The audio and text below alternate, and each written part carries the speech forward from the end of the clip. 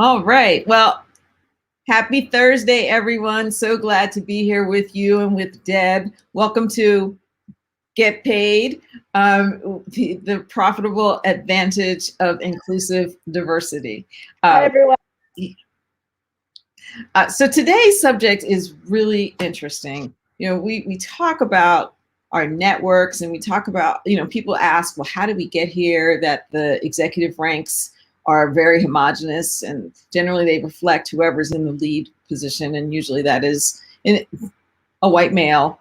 In some cases, a white female, but generally it's in that space. And, in the work that I do with corporate teams and executives, I often do this exercise where I have them come together, take out a piece of paper, and it's really, the first time I did it, people looked at me like, what is this? But it's really important. And I asked them to write down the names of their 10 closest friends and business associates. And then we start to talk about the characteristics of those people. And we talk about the schools they went to, the neighborhoods they grew up in, their interests, their hobbies, where they vacation, and so on and so on and so on. And we probably go through, depending on time, 10 to 20 characteristics. And when we finish, everyone looks at their list and they're like, oh. I've even had people say, oh man, I thought I had at least one Black friend. I mean, it's right. And so as you think about that and you think about what the world looks like, it takes us to aha, right? Aha. I know how we get here because the world is separate. We know it's separate, but I think it's even more separate than we thought. So I want to ask you, Deb, because this is something we talk about quite a bit. What is a diverse network? Well, it's a good question, and it has a lot of parts to it. So let's just start with just the network in general, because I think my own experience getting to where I am now from where I started is always interesting to me. I think about it, I was like, oh my gosh, where were you back then? But I was at my first company for 20 years. And when I left after 20 years, what I realized, forget a diverse network, I just didn't have a network. I, certainly had colleagues inside the company, and I guess internally I had a network probably primarily made up of the department that I was in, and then other functions, kind of outward of that. But when I stood back and said, okay, I'm going to look for a new job, I realized that I hadn't done any work around networking, and probably personally too, if I had taken a look at my own personal, like outside of work network, was probably quite small as well, based on what you said, maybe college friends and some other colleagues that I had met who became friends, but somewhat small and somewhat homogenous. So the first thing, I have to say is the idea of having a network is an intentional thing that you have to work at. And then getting that to be diverse becomes the next thing. Well, I think you say something really important, right? You were with the job for 20 years. But what's interesting is, when you're in college and you're about to graduate and they tell you to get the blue suit. Well, I don't know that they do that anymore, but back in the day, they said, you need a blue suit, right? Shoulder pads. It should, women, it shouldn't be a pantsuit, it should be a skirt suit. And you're going to go to these networking events. And they don't teach you how to actually network. They just say, make sure you shake hands, speak to people, give them like little introduction to yourself. And then you get the job and you're in it for 20 years. And so it seems normal, the people that are around you, right? It seems normal because those are your peers. Those are the people you work with. And if you're only looking at those people in that space, then you think, well, I'm with this company. I'm going to be here for as long as who knows how long, right? Right. So what are some of the things that people can ask themselves now? Because we know it's very different. Very few people, retire from the company that they went into at the beginning of their career. And you don't want it to come across as being disloyal.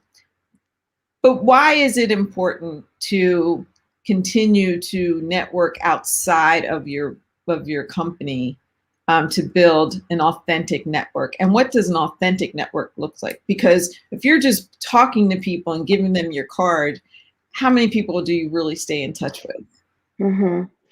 Well, I think no matter if you're going to leave your company or not, building a network outside of your company is only a benefit to you and the company, because the more people that you meet and the more you understand what's going on outside of the world that you're living in, the better you're going to be as a employee, as a friend, as a networkee, is because you learn more. So going outside, and it's not always about handing out cards. I think it's about understanding who are the people in your current network who can introduce you to some other people who then can introduce you to more people. To me, the wider of a net that you cast, the more interesting and diverse people you're going to meet.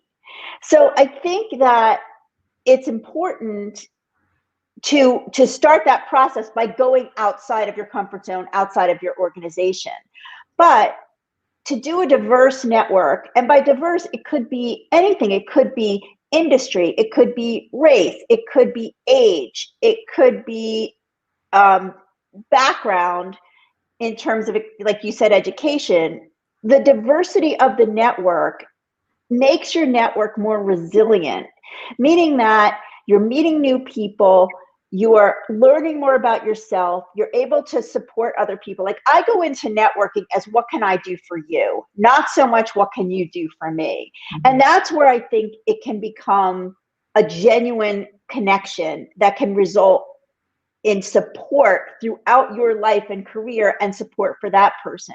But it has to be intentional. You have to say to yourself, what am I missing? What are the skills, knowledge, and things that I'm missing that Kimberly has that she can teach me, and what can I potentially help her with? And so that's the genuine connection and relationship. And I think the value is there, but you have to do it thoughtfully and intentionally, but also with a genuine intention, and not just like to your point, to hand out cards and say, I have a diverse network. You have to do it out of a place of, how can we really support each other go forward, even if we're doing different things? Does that make sense? It makes perfect sense. So, but here's what I'm hearing from the people who are watching us. Well, that sounds good, Deb, but I don't even know where to start, right? Like, I think that's often the problem, because we live such separate lives. Where would we even go to meet different people, right? Because we work a lot. Like, what we today put into our jobs is so much more than when the past generations, right? And because it takes more to make what we make, and it takes more making that to live the way most of us live, because the cost of living is so expensive. So where would you even begin? There are different ways. Like, I know I have an extremely diverse network, right?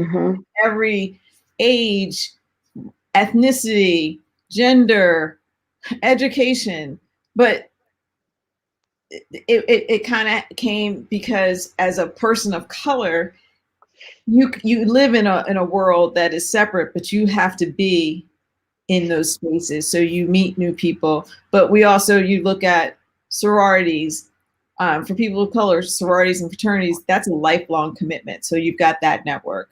Your schools, you can go to your schools. If your kids are of school age, it's easier. If they're older, it's a little more difficult.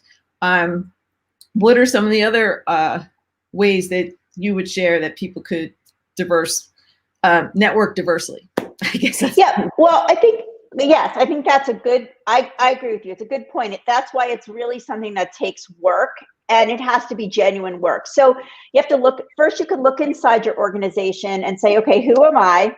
And who else in this organization do I work with that I don't know as well as I need to know, or should know, or want to know? And you have to start those relationships genuinely about, hey, I don't really know you. Let's get to know each other a little better.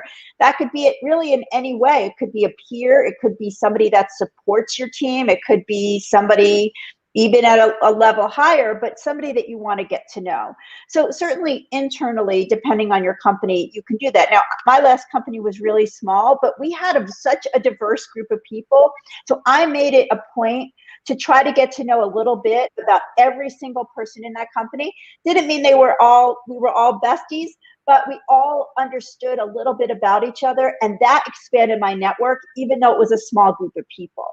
But another way is that I'm somebody who, well, before COVID, who used to go to the gym.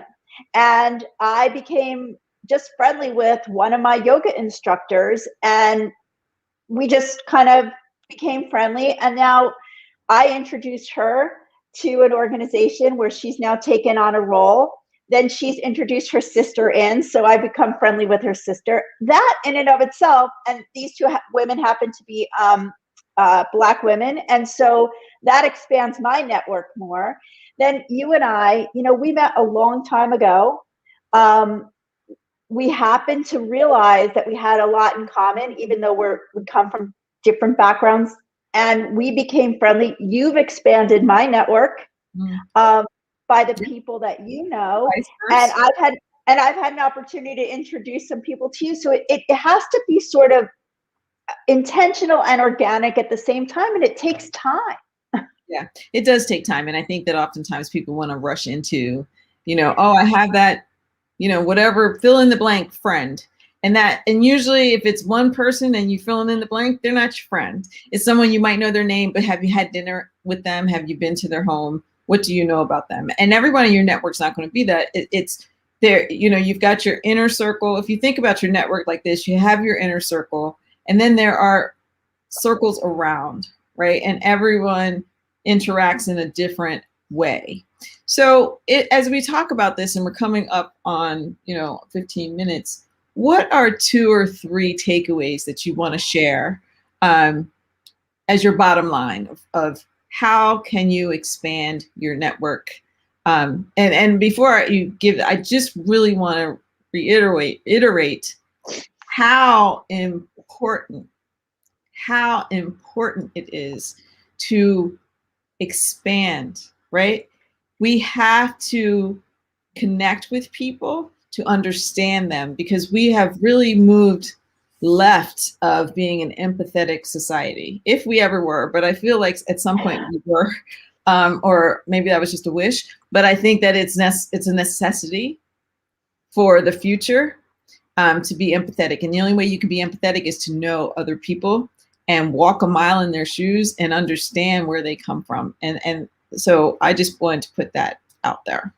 Mm-hmm. I completely agree with you. And I think, like we said, it takes work. So I think my bottom line is number one, the example that you gave at the beginning of the exercise that you do with people is something that a person can do within themselves. So you should really sit down and take stock and say, okay, what is my network right now? And what's in it, for me and other people if I expand it? So you have to be honest with yourself and take stock. And if you realize that, now I feel like I have a pretty wide network myself. It may not be as wide as yours, but it's getting there, and I'm working at it in a genuine way to make it bigger. But it does take time. So take stock, acknowledge that it has to be a credible, genuine connection. So start thinking about how you're going to do that and what's in it for the other person, because it has to be a win-win, because that's what relationships are, because that's what networking is. It's relationships. So how do you build them, and how do you build them outside? So that's the second thing. And so it's going to take time. And third, it's understand that you will be a better employee, a better leader, and a better person outside of work, genuinely, if you have a bigger, broader network. You just will.